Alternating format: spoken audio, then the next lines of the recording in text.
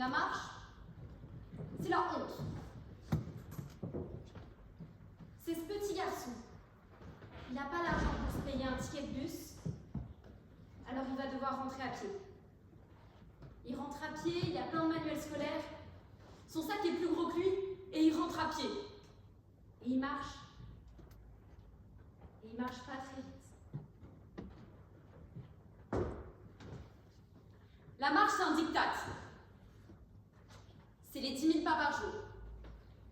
Bla, bla. En fait, on marche tranquillement, avec la conscience tranquille des randonneurs du dimanche.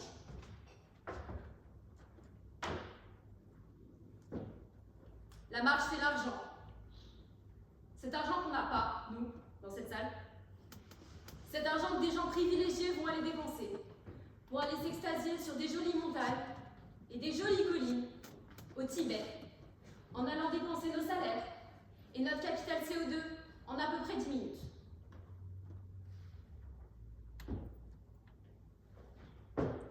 La marche, c'est l'aliénation. Sur ce chemin, de la maison à l'usine, de l'usine à la maison,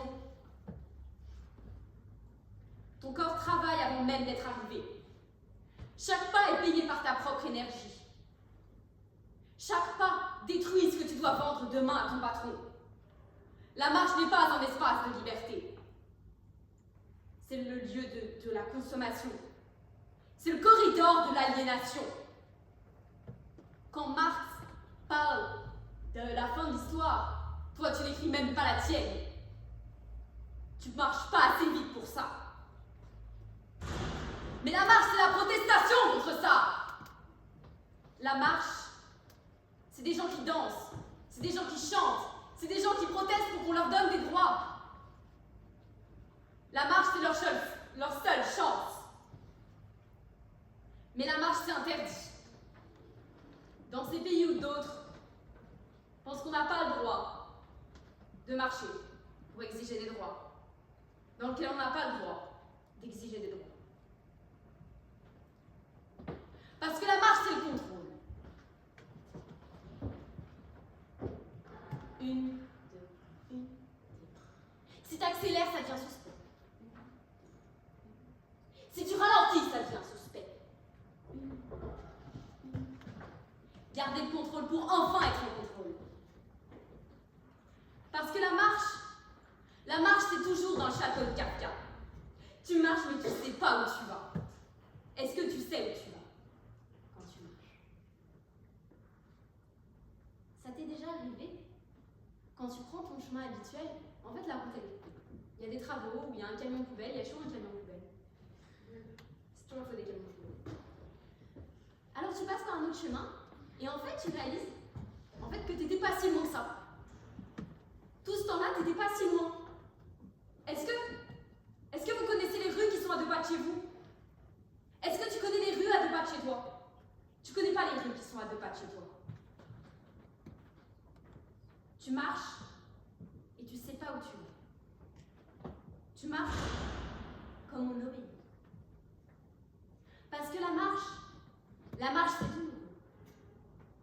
Tu portes des talons hauts qui détruisent ta cheville simplement pour être conforme à l'idéal de l'entreprise ou un idéal que tu te fais toi-même. Ça détruit ta cheville. Chacun de tes muscles hurle, chacun de tes tendons hurle, mais tu continues. Tous les jours, tu les remets et tu marches. Tu marches à petits pas rapides, certes, mais tu continues à marcher. Parce que la marche, c'est douloureux. Jusqu'à ce qu'un jour, la marche, c'est la mort. La marche, c'est la mort dans ces ruelles sombres, où le moindre bruit suspect peut te transformer en fait divers. La marche, c'est une peur. Cette peur que toutes les femmes connaissent. Quand il fait noir et qu'il y a un bruit bizarre, il y a peut-être quelqu'un qui arrive, on ne sait pas. Aucun homme ne connaît cette peur. Jusqu'au jour où il aura les cheveux longs et du maquillage pailleté.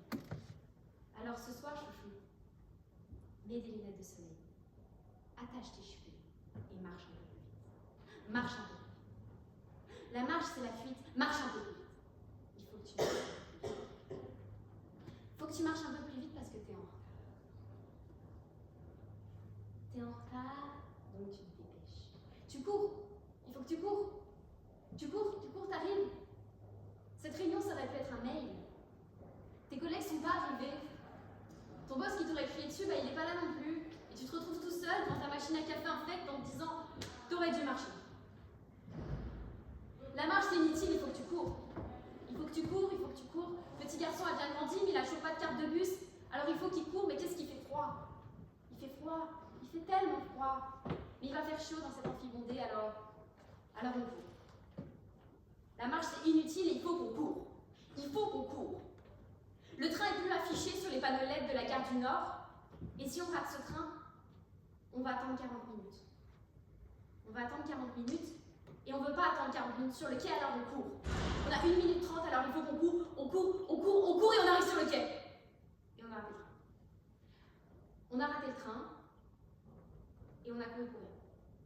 On a couru pour rien. On a couru pour rien. On a couru pour rien. On a couru pour rien, alors on s'assoit.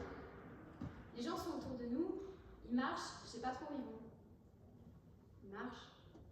Et nous, on a couru pour rien, alors on s'assoit, on discute, on parle.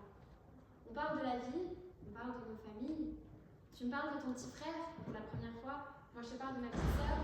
On parle de nos coups de cœur littéraires et de qu'est-ce qu'on fait là. On ne sait pas encore en fait, mais c'est le début d'une histoire d'amitié un peu improbable. Au fond, on n'aurait pas dû courir, on n'aurait jamais dû courir, mais ça n'a aucune importance. Parce que c'est là, c'est sans marcher qu'on est devenu quelqu'un, pour quelqu'un.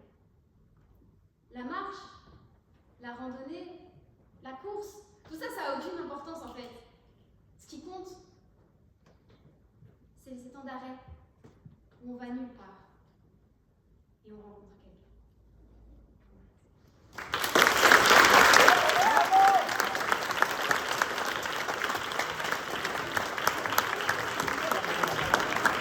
Merci beaucoup Priscilla. On va accueillir Lucas avec Instinct Réflexe Pulsion.